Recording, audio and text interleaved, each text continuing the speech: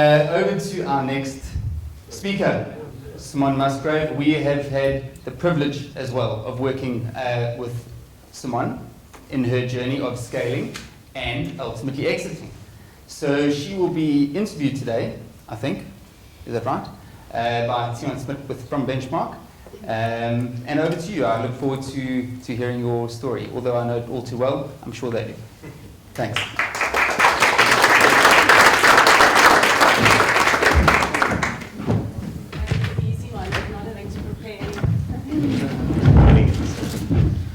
Good evening, everyone. It's great to be here. It's such a privilege. We're very fortunate at Benchmark specifically. We get the opportunity to really spend a lot of time with entrepreneurs and founders on a daily basis. So to Emma, to your slide, I think following on the brand discussion, for those of you who do not know Simone and her story, she'll share with us a bit more about it shortly. I'm sure most of you have consumed her brand, Musgrave, which we'll talk about a bit more tonight. And Simone really is what we like to refer to as a kind of a rock star when it comes to brands. So I think as a brief introduction to Simone, and she'll tell you a bit more about her journey, but Simone founded Musgrave back in 2015.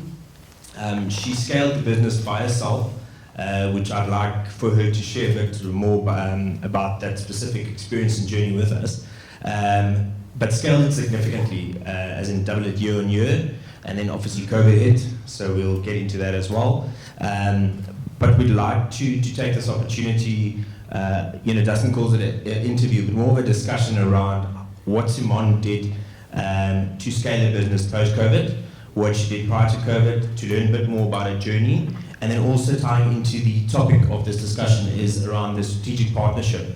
So we'll hear a lot tonight about the different ways of scaling your business, and the questions that come up is really, what do you need to scale your business? Do you need funding? Do you need skills? Do you need a strategic partnership? And that's where this focus will be, because Simone's taken a kind of a different approach to scaling her business. But I think maybe a good starting point would be for you just to share with us your story, how you started the brand.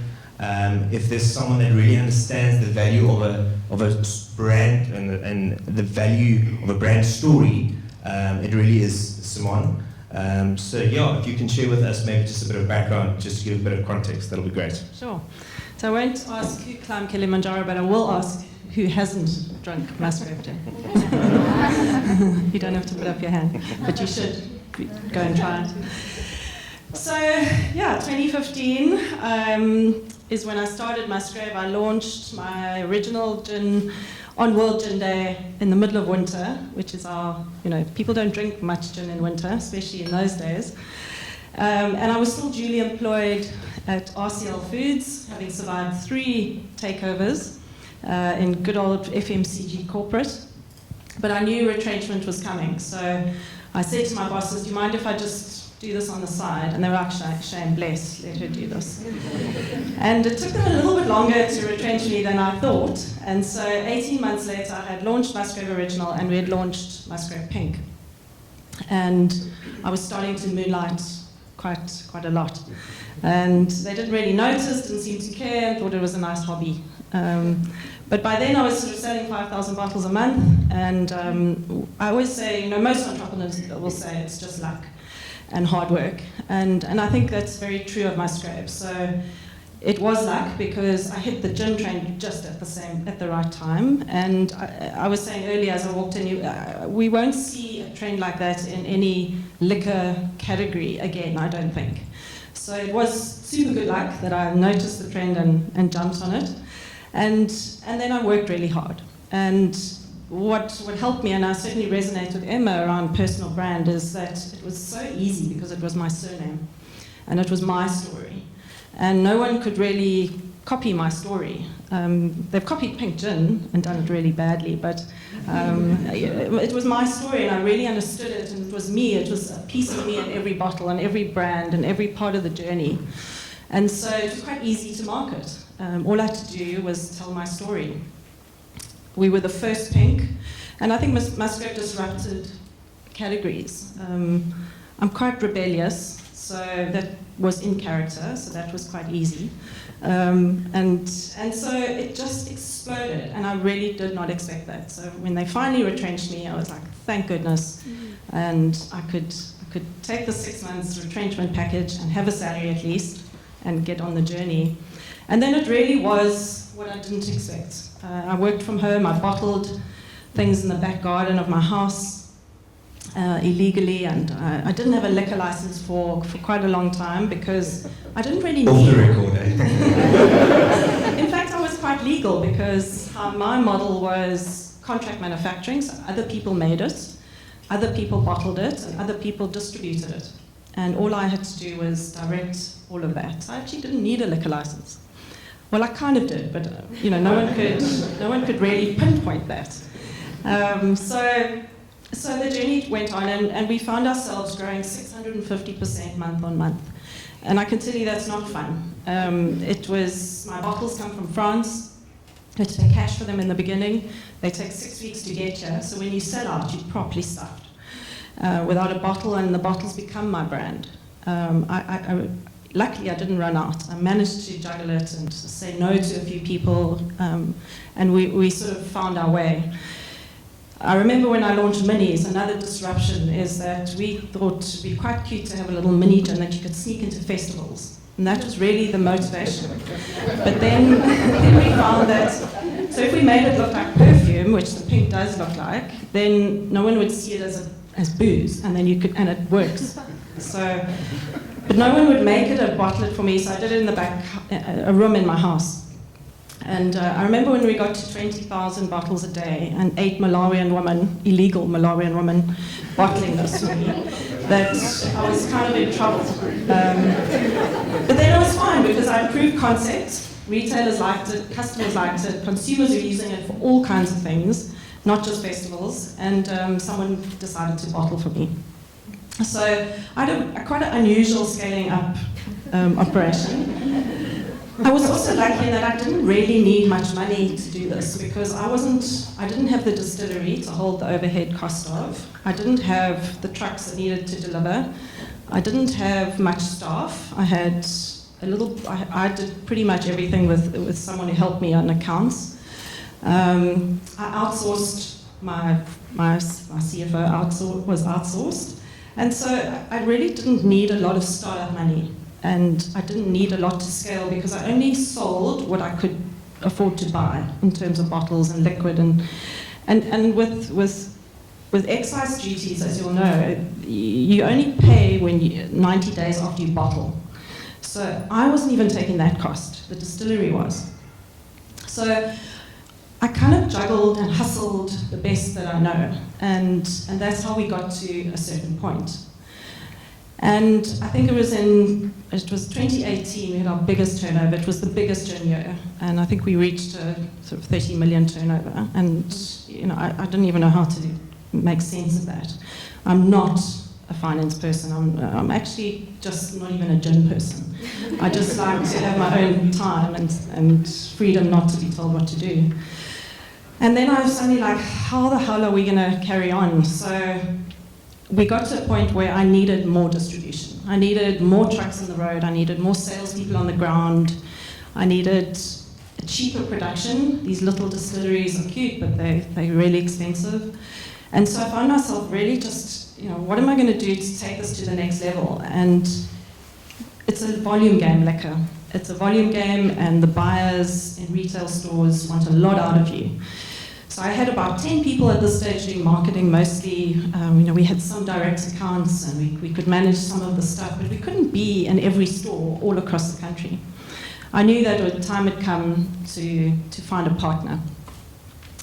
Perfect timing, 2019, we started working together with Benchmark, and we had some great discussions with Distell, with all the big guys. It was exciting. And then, boom. Not only many of your businesses stopped operating in COVID, and you couldn't work, or maybe you could, or you could pivot. We became an illegal business, and I think for me it was the worst time of my life. It was the biggest stress of my life, that I wasn't just stopped from trading, I became an illegal business. So I couldn't put my product in my car. and drive it around. If I went into my warehouse in Salt River, sort of warehouse raiding was quite a possibility. So I'd drive in, quickly close the door, hope that I wouldn't be attacked with machine guns and stolen, all my products stolen.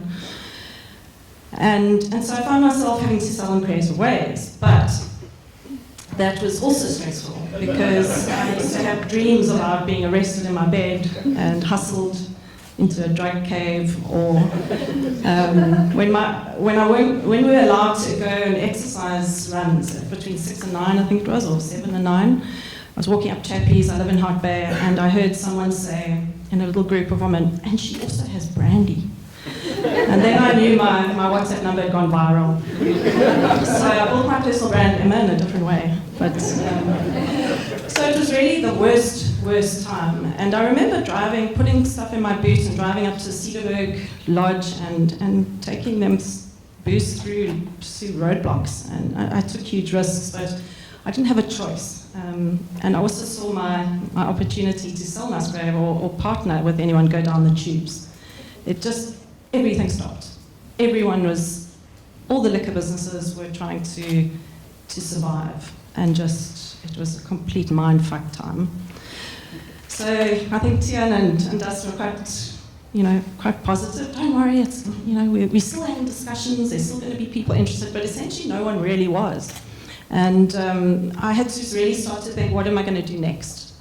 And COVID came and went. I think we went through our last ban, and slowly some of the discussions started coming back. So I think that's sort of the summary, a very quick summary of 2015 to now. And I think we're 4 months into a partnership that we've signed. Yeah, and I'm sure for those of you who've got some time afterwards, Simone has now summarized a very long journey in a very short period of time. Unfortunately, we've only got 15 minutes tonight, so if you guys catch her outside, I would encourage you to speak with her and just hear a full story. But what I want to get to, Simone, is this strategic partnership that you've entered in a couple months ago. For those of you who don't know, I think there's been a couple articles around it. Simone has partnered up with Halewood, which is South Africa's fastest growing manufacturer and distributor of alcoholic as well as non-alcoholic drinks, a couple of months ago. So what I would like to understand, and perhaps you can share with the audience, is the different options that you had in terms of going for a partner to invest capital into the business versus potential taking an equity stake up front. What made you decide to keep the brand and then rather partner up by signing a kind of distribution and licensing agreement with the option to sell the brand down the line? So yeah, coming out of COVID, we now sort of 60% less turnover, which is not that sexy, and no one knows what the future is either. What is this government going to do with liquor? When are we going to be screwed over again? What is the legislation that's coming? So there was a lot of nervousness to say, well, we're going to take on this brand. Geez, not 60%. Are they going to come back? So I had to really say, am I going to am I desperate, so stressed and desperate to get out of the liquor game, or am I going to take a little bit of a longer view? And I think the wise, knowing, and I totally believe in the brand, and it is a strong brand. People know it, and I really believe that anyone owning the Musgrave in the future will benefit hugely from it. I had to make a decision to say I'm going to take a little bit of a longer stand. And so we decided to partner with Halewood. For the first 2 years, I am the marketing manager, essentially. Such fun, getting 1,000 Rand approved by your new boss. But, I can live around the world, I can go anywhere now. No one's watching me, I have no staff, I have no warehouse, I have no trucks, and I have no excise duties to pay. But also I've partnered with a really strong operational team. So they are the fastest growing liquor business. They have, with Belgravia Gin, they've taken over the Gordon's share, which is phenomenal. A brand that's been around since, that's the first gin I drank. We were all happy with Gordon's before this craft thing came along. And so, if they can do that, they can do a lot more. And so I really liked they were quite entrepreneurial as a spirited company. They didn't seem very corporate, and operationally they were very good, which is everything I needed. I needed the operations. Marketing-wise, I'm definitely stronger, but what did I need? I needed distribution, manufacturing, salespeople on the ground, and all that gritty stuff that is really not my forte. And I can do it, but I don't have the people or the size. So the journey's a little bit longer. For 2 years, I'm going to be marketing manager for Musgrave, and they will do all the operations. And then as the years go by, and hopefully after the 3, we're out completely. But that will assist me to bring that revenue back to where we were in 2019 and sell the business for what it should be sold for, rather than kind of just say, I'm actually worn down by COVID and I want out. And then I've lost everything that I've built. I've lost my child, essentially, my 3rd child, 2 other daughters who don't want anything to do with Musgrave.